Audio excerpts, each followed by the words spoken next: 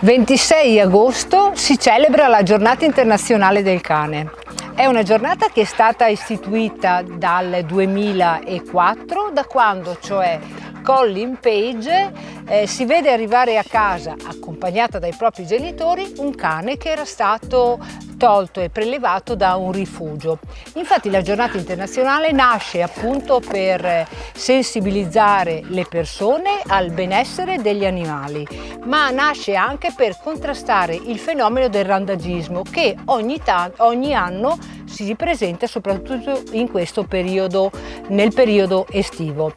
La giornata poi vuole anche porre l'attenzione sul benessere degli animali, infatti ci sono delle strutture che accolgono gli animali e che si preoccupano di preparare per loro le ciotole con l'acqua, i bocconcini che sono i premi per i nostri piccoli animali.